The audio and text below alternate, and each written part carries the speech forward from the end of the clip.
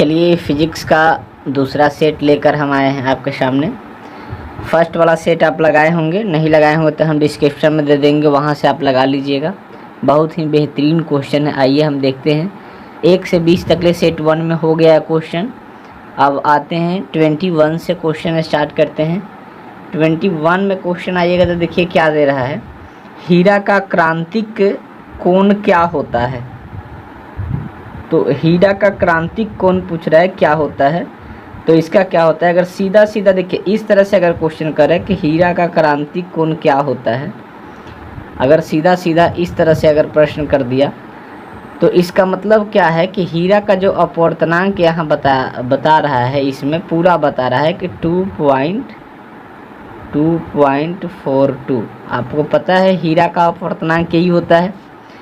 तो इसके अनुसार जो इसका क्रांतिक कोण होता है यह होता है आपका 24.41। अब एक चीज़ और इसमें क्वेश्चन पूछेगा कि म्यू 2 के बराबर होगा, यानी मैक्रो 2 के बराबर जो मान होता है उसके अनुसार मैक्रो 2 के बराबर उसमें कितना अंश का कोण बनाता है। तो 30 डिग्री का कितना का कोण बनाता है, ध्यान में रखिएगा। 30 डिग्री अंश का कोण बनाता है, 30 डिग्री अंश का। ये थोड़ा सा ध्यान रखना है। ये कब होता है हीरा का अपवर्तनांक, ये देखिए अभी जो बताया है हीरा का अपवर्तनांक पूरा कहेगा तब। तो कैसे पता चलेगा कि पूर्ण कह रहा है या नहीं कह रहा है। तो क्रांतिक कोण सीधा कह रहा है, इसमें ये मान नहीं दिया है। अगर ये मान दिया होता बीच में तो इसका आंसर 30 डिग्री, जो 30 अंश कोण में बताता है 30 हो जाता अंश, और ये डिग्री 24 पॉइंट इतना होगा इसका। 22 नंबर क्वेश्चन देख लेते हैं। इंग्लिश हिंदी दोनों में क्वेश्चन है, आप देख लीजिएगा। 22 नंबर क्वेश्चन देखिए क्या कर रहा है कि दो समकृत उत्तल लेंस का समतुल्य लेंस होता है। तो दो कह रहा है कि बराबर जो होता है उसमें उत्तल लेंस, तो उत्तल लेंस ही होता है। उत्तल लेंस किस के लिए उपयोग करते हैं, साइड मिरर को देखने के लिए करते हैं, और ये दूरदृष्टि को दूर करता है।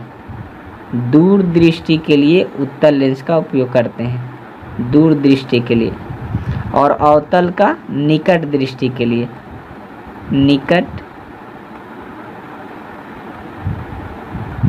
दृष्टि के लिए। एक चीज़ ध्यान रखना है, ये जो उत्तल होता है ये धनात्मक होता है, ये उत्तल जो होता है आपका धनात्मक होता है, और ये अवतल होता है ऋणात्मक। बेलनाकार लेंस का उपयोग बुढ़ापा में किया जाता है, जब आँख की पुतली डाउन हो जाते हैं उस समय किया जाता है।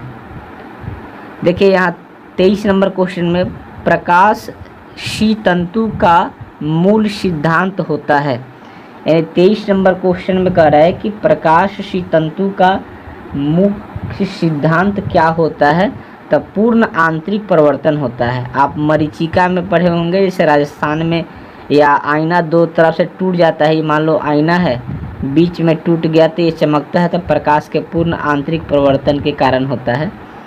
परिवर्तन किसे कहते हैं, जो प्रकाश किसी पदार्थ या मुख्य सतह से टकरा कर लौट जाता है उसे प्रवर्तन कहते हैं। परिकिरणन क्या होता है, तो प्रकिरणन के कारण फैलाव होता है रंग का, प्रकिरणन, और ये तो होता है, बस इतना ध्यान रखें। विवर्तन के कारण क्या होता है, जो उसमें प्रकाश होता है उसकी रेखाओं को व्यक्त किया जाता है। चलिए 24 नंबर में आकर देख लेते हैं। 24 नंबर में क्या कह रहा है क्वेश्चन, सामान्य आँख के लिए अस्पष्ट दृष्टि के लिए न्यूनतम दूरी है, यानी सामान्य मनुष्य के लिए स्पष्ट देखने का तो 25 सेंटीमीटर है, सबको पता है। 25 नंबर क्वेश्चन देखिए, इंद्रधनुष के निर्माण के लिए निम्नलिखित में प्रकाश की कौन सी घटना सही है। यानी इंद्रधनुष का निर्माण कैसे होता है, तो वर्ण विक्षेपण के द्वारा इसका निर्माण होता है। वर्ण विक्षेपण के द्वारा इसका इंद्रधनुष का निर्माण होता है। इतना आपको थोड़ा सा ध्यान रखना है। अब इंद्रधनुष दो प्रकार का होता है, प्राथमिक इंद्रधनुष और द्वितीयक इंद्रधनुष, ठीक है। तो प्राथमिक में रेड, लाल इस तरह के रंग बताया गया है, इसमें आप पढ़े भी होंगे। अगले वीडियो, पहले वाले वीडियो में हम बता चुके हैं, तो उसको डिस्क्रिप्शन में हम दे देंगे, वहाँ से आप देख लीजिएगा। चलिए आगे आते हैं। किस रंग के प्रकाश के लिए कांच का अपवर्तनांक अधिक होता है? 26 नंबर में कह रहे हैं कि किसके लिए अधिक होता है, तो अगर अधिक कहेगा तो बैगनी होता है, यानी अधिक कौन होता है आपका बैगनी सही आंसर हो जाएगा, बैगनी। और कम कौन होता है, कम तो लाल होता है, रेड, रेड में कम होता है।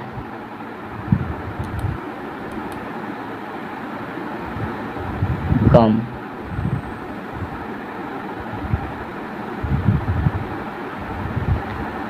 हीरा आप जानते हैं कार्बन के अपरूप माना जाता है, अभी बताए हैं कि 2.42 इसका अपवर्तनांक होता है। 27 नंबर क्वेश्चन कह रहा है कि विनाशकारी व्यक्तिकरण के लिए पथांतर होता है, विनाशकारी के लिए पथांतर क्या होता है, तो ये देखिए 2n+1 λ/2 होता है इसका पथांतर के लिए। अब थोड़ा सा बता देते हैं पथांतर ये क्या करता है, तो दो तरंगों के बीच, जैसे मान लीजिए कि ये दो तरंग है, ये दो तरंग के बीच, जैसे S1 यहाँ ले लेते हैं और S2, ये दो तरंगों के बीच का जो पथ को बताता है उसे पथांतर कहा जाता है। दो तरंगों के बीच को पथ को व्यक्त करता है, तो ये होता है आपका सूत्र उसको व्यक्त करने के लिए। 28 नंबर क्वेश्चन में आते हैं, प्रकाश की अनुप्रस्थ तरंग प्रकृति को निम्नलिखित में कौन घटना पुष्टि करता है, यानी अनुप्रस्थ तरंग, देखिए दो को पढ़े होंगे तरंग, अनुप्रस्थ और तरंग दैर्ध्य। तो तरंग दैर्ध्य जो होता है ध्वनि के लिए होता है, अनुप्रस्थ जो होता है प्रकाश के लिए होता है। तो इसमें कह रहा है कि इसके लिए कौन होता है, तो ध्रुवीकरण होता है, ध्रुवीकरण।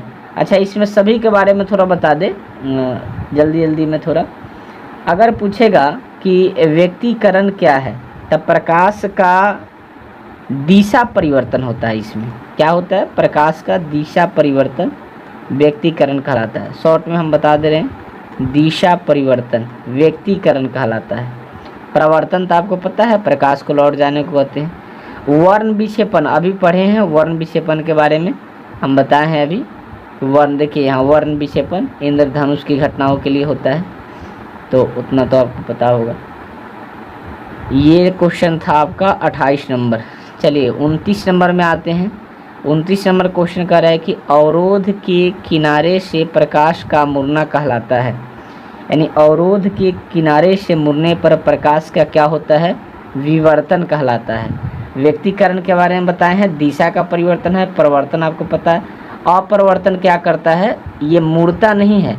अपरिवर्तन में क्या होता है, 29 का जो डी नंबर है, इसमें प्रकाश लौटता नहीं है, मुड़ जाता है। जैसे पर ये देखिए, ये कोई माध्यम है, तो प्रकाश अगर यहाँ आया तो यहाँ से क्या होता है, लौटता नहीं, क्योंकि लौटेगा तो प्रवर्तन हो जाएगा। यहाँ से दूसरी दिशा में मुड़ जाता है, दूसरे दिशा में मुड़ जाता है इस तरह से, या आगे इस तरह से मुड़ जाता है, तो वो प्रकाश का चाहे बदल देता है दिशा, परिवर्तन कहलाता है, अपरिवर्तन कहलाता है। चांदी का कार्यफलन, 30 नंबर क्वेश्चन में चांदी का कार्यफलन होता है। तो चांदी एक धातु है और इसकी 47 होती है परमाणु संख्या। चांदी कह रहे कि इसका कार्यफलन होता है, तो इसका कार्यफलन 4.26 होता है। एग्जैक्ट अगर पूछे तो 4.26, लेकिन ऑप्शन में तो ऐसा है नहीं, इसलिए ये लगभग में आपका चलेगा। अब थोड़ा सा यहाँ समझा देते हैं आपको कि ई क्या है और वी क्या है। ई जो है इलेक्ट्रॉनिक और वी से व्हीकल कहलाता है, व्हीकल इसको बोलते हैं इलेक्ट्रॉनिक, और इसको वी से व्हीकल बोलते हैं, व्हीकल, VEHICLE,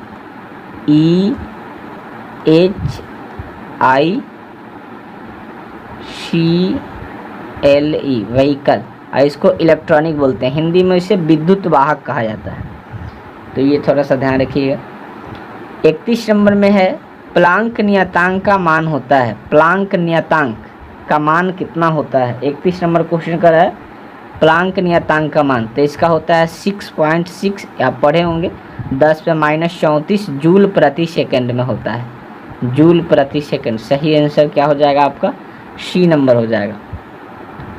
फोटोन 32 नंबर में, ये फोटोन का गतिक द्रव्यमान होता है, गतिज भी यहाँ कहते हैं, थोड़ा मिसप्रिंट हो गया।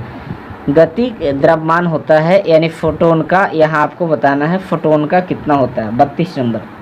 तो 32 नंबर में एक चीज़ ध्यान में रखिएगा, यहाँ इसको व्यक्त करने के लिए ई, जब फोटोन को व्यक्त करते हैं तो ई बराबर hc(v) ये भी व्यक्त करते हैं, इस तरह से व्यक्त किया जाता है। लेकिन इस तरह से ये कब होता है? जब ऊर्जा के साथ व्यक्त होती है तब, इसलिए आपका ये सही आंसर हो जाएगा, hv/c हो जाएगा। सही आंसर आपका ये हो जाएगा। चलिए आगे देखते हैं 33 नंबर क्वेश्चन। 33 नंबर में कह रहा है कि निम्नलिखित में कौन श्रेणी परावैगनी परिषद। अच्छा, एक चीज़ ध्यान में रखिएगा, परावैगनी कहाँ से आता है? ये आपका सूरज है, देखिए ये आपका सूरज है, सूरज, ये देखिए आपका सूरज है, और ये आपका पृथ्वी है, यहाँ अर्थ पृथ्वी है। तो इन दोनों के बीच की लगभग दूरी कितना है? 15 करोड़ किलोमीटर है। कितना? 15, थोड़ा से इसको हम बताते हैं, ये पृथ्वी बना दिए अर्थ, इन दोनों के बीच के जो दूरी है वो 15 करोड़ के बराबर है, 15 करोड़ किलोमीटर के बराबर है, 15 करोड़ किलोमीटर के बराबर है। लगभग में थोड़ा सा कम होता है। एग्जैक्ट टाइम देखा जाए तो 8 मिनट 16.6 सेकेंड लगता है। 8 मिनट 16.6 सेकेंड का समय लगता है प्रकाश को पृथ्वी तक आने में। 8 मिनट 16.6 सेकेंड का समय लगता है प्रकाश को आने में। 8 मिनट 16.6 सेकेंड का समय लगता है प्रकाश को आने में। तो यहाँ कह रहा है कि परावैगनी किस श्रेणी में आता है? तो लाइमन श्रेणी में आता है। किस श्रेणी में आता है? लाइमन श्रेणी में। थोड़ा सा हम सब जान लेते हैं। ये क्या करता है? उच्च से निम्न इलेक्ट्रॉन को ग्रहण करता है, यानी उच्च स्थान से लाकर और निम्न में लाता है, निम्न में इलेक्ट्रॉन को लाता है, उच्च से निम्न में लाता है। और बामर श्रेणी में जो है ये दो रेखाओं में व्यक्त करता है इलेक्ट्रॉन को, यानी रेखाओं में व्यक्त करता है ये इलेक्ट्रॉन को। वामर श्रेणी जो है रेखाओं में। पाश्चर के बारे में थोड़ा सा जान लेते हैं। पाश्चर क्या है? परमाणु में इलेक्ट्रॉन के चमकीले दिखाता है, यानी परमाणु में जो आपको पता है परमाणु एक खोखला गोलाकार होता है, इसमें इलेक्ट्रॉन को चमकीला दिखाता है, चमकीला दिखाने का इसका कार्य होता है। तो थोड़ा सा इस पर ध्यान रखिएगा, चमकीला दिखाने का। और वेकेट श्रेणी में क्या होता है? इसमें तरंग दैर्ध्य को व्यक्त किया जाता है। आपको पता है तरंग दैर्ध्य क्या करता है? दो श्रेणियों को, पर्वतमाला की दो श्रेणियों को व्यक्त करता है। ये ऐसा एक युक्ति है। चलिए 34 नंबर क्वेश्चन में, रेडियो एक्टिविटी के लिए निम्नलिखित में कौन उपयुक्त नहीं है? तो परमाणुविक घटना नहीं होता, ये परमाणु से व्यक्त होता है, बाकी सभी है। नाभिकीय, प्राकृतिक घटना, अस्फूर्ति घटना, ये सब है, ये आपका नहीं है, ये पूछा है। तो परमाणुविक घटना नहीं होता है। 35 क्वेश्चन देखिए, तेजी से चलने वाला इलेक्ट्रॉन, तो सबसे तेजी से चलने वाला बीटा इलेक्ट्रॉन होता है, दूसरा में आपका ये होता है अल्फा इलेक्ट्रॉन, तब गामा, तब एक्स किरणें होते हैं। तो ये इसमें आप पूछेगा कि किस में होता है, तो ये इलेक्ट्रॉन में होता है, ये ध्यान में रखिएगा, इलेक्ट्रॉन में। और ये गामा किरणें जो अल्फा किरणें जो बता रहा है, ये अल्फा किरणें। आगे देखिए इसमें क्वेश्चन भी है यहाँ, ये 36 नंबर में कह रहा है कि कण क्या है? तो ये हीलियम नाभिक को व्यक्त करता है, हीलियम नाभिक को। और इलेक्ट्रॉन के लिए देखिए, तो इलेक्ट्रॉन के लिए कौन करता है? बीटा किरणें करता है। थोड़ा सा इसमें आपको ध्यान रखना है। चलिए 37 नंबर क्वेश्चन देख लेते हैं।